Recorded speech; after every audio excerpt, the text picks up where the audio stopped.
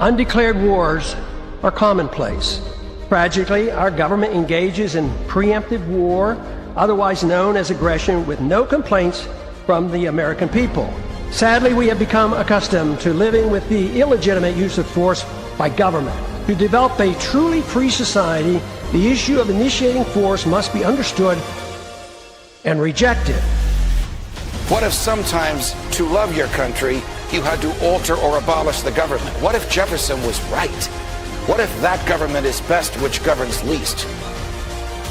What if it is dangerous to be right when the government is wrong? What if it is better to perish fighting for freedom than to live as a slave? What if freedom's greatest hour of danger is now?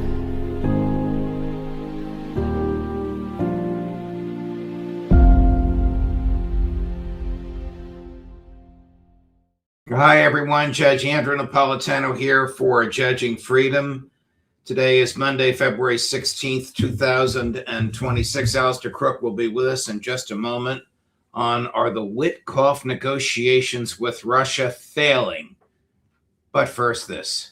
Don't you just cringe when people say, "I told you so"? Sorry, I told you gold and silver would reap the benefits due to excessive money printing, inflation, and global uncertainty. It's here. It's happened. Gold and silver have reached all-time highs. Did you call Lear Capital and buy some? It's not too late. Experts are predicting higher prices ahead. Why? Nothing has changed. Geopolitical chaos, cost of living crises, and a weaker dollar are driving central banks to boost their gold reserves. Forecasts suggest gold could hit $6,000 an ounce and silver $200 an ounce. Even Morgan Stanley ditched the 60-40 rule for 60-20-20, putting 20% into precious metals. They're getting educated, and you should too. Call the best in the business and the people I trust. Lear Capital. Get their reports, get the facts, get some gold and silver. Tell them the judge sent you and get up to $20,000 in bonus gold or silver. Call 800-511-4620 or go to LearJudgeNap.com.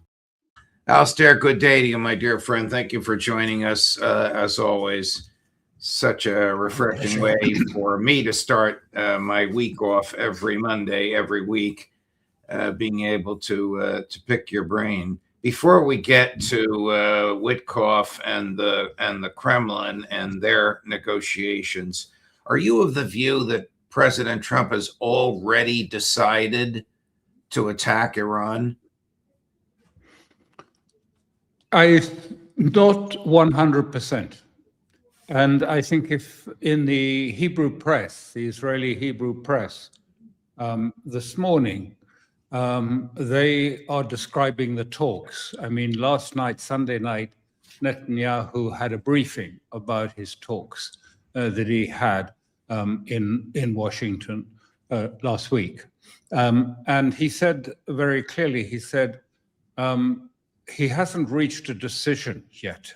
He said, but he insists that he thinks that the Iranians are ready to do a negotiation with him. This is Netanyahu's version of the talks. And he says he believes the Iranians do want a solution and they regret what happened last time. But very clearly, he thinks that this is possible and he gives a timeline. It's not clear, a month or so, but Netanyahu says it wasn't fixed. It wasn't absolutely certain. I think this does reflect, Judge, a little hesitancy on the part of Trump about what he's undertaking, a major war in the Middle East. So I think there is that. But Netanyahu, in this discussion last night, in this briefing to the Israeli press last night, was absolutely clear. He said, I will not support any agreement. I will oppose any agreement that doesn't cover the four areas. The four areas are a nuclear deal at zero enrichment, specifically at zero enrichment, an end to the missile program beyond 30 kilometers, and cutting and severing of all of the links with Iranian proxies, and he added a fourth. And he says the fourth one is Hamas must be utterly disarmed, right down to AK-47s and their tunnels destroyed. These are the conditions that he has given Trump to conform for. And he said last night in the briefing, he was very plain, and he said, I don't believe it. I don't believe the Iranians are going to agree to any of this. They won't give up the missiles. They won't give up either their proxies. They're too valuable to them. And so he didn't finish the sentence, and I'm finishing it for him. But the implication was clear enough. Therefore, Trump will have no choice but to go to war either sooner or later, but as soon as these negotiations fail. And that is a consensus that is not just held by Netanyahu, but more widely it's held certainly by many American, if you like, Israeli supporters in the US, also that they cannot. And I think there is some grounds to it, because it seems that what America is offering, what Witkoff is going to offer tomorrow, from what we hear about it, he's going to offer a deal which is not going to work. It's not a well-conceived. It's conceptually flawed. There are too big a gaps here, because what he's going to say is, we want big concessions from you on the nuclear issue in return for lifting the threat. That is the threat of the Armada sitting off the coast. I think he's referring to that. For lifting the threat, we want big concessions from you. But this misconceives the negotiations. Iran is not just wanting, it's not that frightened by the Armada sitting off its shore. It wants, for any concessions it makes on the nuclear issue, it wants lifting of economic siege on Iran. That is much more important to them. But for Netanyahu and for others, the most important thing is the missiles and the destruction of the missiles. And Araghchi and other Iranian officials said just last night, they repeated, there is no way missiles will be, they're not up for negotiation. So essentially, I think the negotiations have a conceptual problem. They don't address what is the way in which an agreement might be achieved. Right. They are proposing something that is quite different.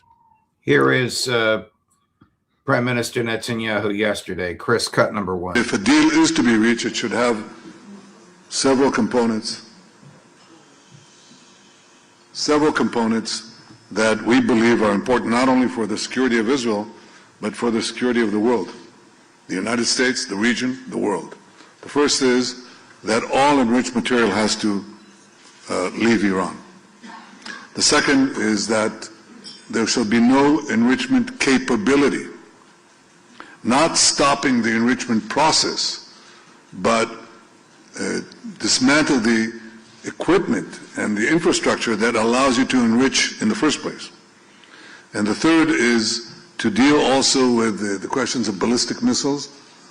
There's an MTCR limitation of 300 kilometers, and Iran is supposed to adhere to it. Of course it doesn't, as the Rising Lion operation by itself manifested. Everybody knows that. And the fourth is dismantle the axis of terror that Iran has built. It's been smashed, but it's still there. It's trying to recover, as Iran itself is trying to do. And the last thing is, remember Ronald Reagan's dictum vis-a-vis the Soviet Union? Trust but verify, distrust, distrust, and always verify. So there has to be real inspections, substantive inspections, no lead time inspections, but effective inspections for all of the above. wouldn't the same conditions apply to Israel, Mr. Prime Minister? Of course not. Absolutely not. But on this basis of what Netanyahu's account of his meeting with Trump in Washington and his conditions, and he said this before at Mar-a-Lago, if the conditions are not met that I have set out for you, I will either just go against you, I will not accept your negotiated outcome. And what is more, I might reject it and publicly campaign against it because Israel has a standing in Washington, which gives it, if you like, the ability to deny to any agreement you come to a kosher certificate. In other words, to be legitimate in the eyes of Talmud. So that is his threat. And he said, if you still won't do it, and if you don't do it, then we will act independently. And let's see you stand away from that war. You can't. You will have to get involved in it. So it does look like we're heading towards the probability of war. The Iranians are going to tackle these next talks, I think, in Geneva on tomorrow, by proposing, taking a leaf out of the Ukraine-Russia talks, a financialized benefit process where American companies can participate in, if you like, the oil and gas industry in Iran and trade and get benefit from that and other economic benefits. But of course, it's tied.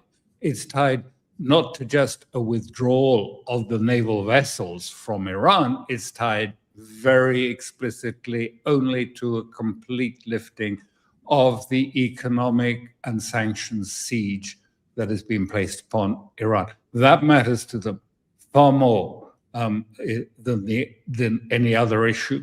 And that is what is not being addressed in these negotiations by Witkoff. At least it hasn't been addressed so far. It is always about limiting the negotiation process or to, if you like, to a limited amount of enrichment or none at all. And then Witkoff keeps saying, we'll do that, okay, with you, we'll do that, but then we'll go back and look at these other issues. Missiles, proxies, Hamas, etc.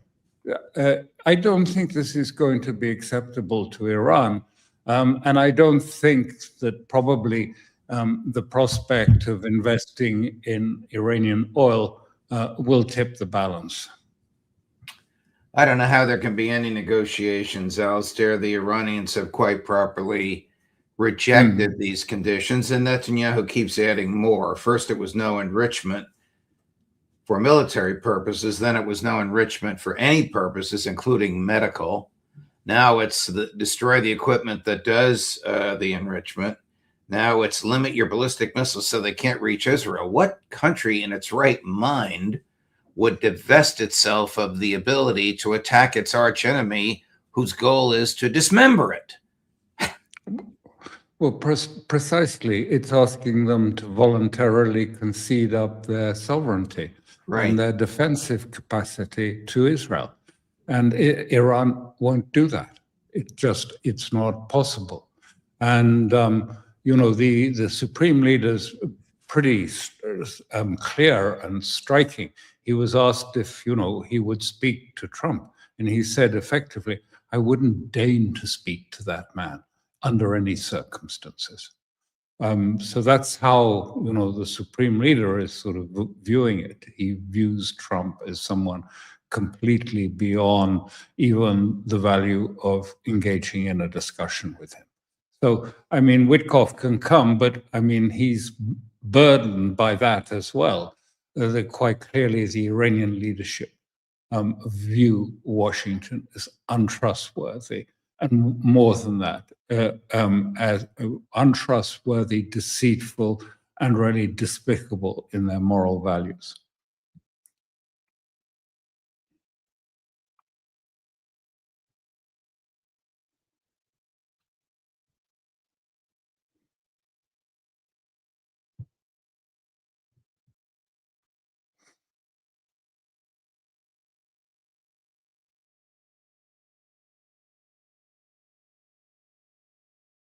I think that the Trump administration's position toward Ukraine is disgraceful. I think the effort to force Ukraine into a surrender deal with Putin is shameful. I think the effort that Putin and Trump are making to profit off the misery and death of the Ukrainian people is a historic error and corrupt to the nth degree. And so I believe Ukraine is fighting for our democracy and our values of freedom and civilization on the front lines, losing thousands of people and having their country destroyed by one man's mania to control them. And I think Trump either doesn't understand or could care less about that suffering. So that's what I think.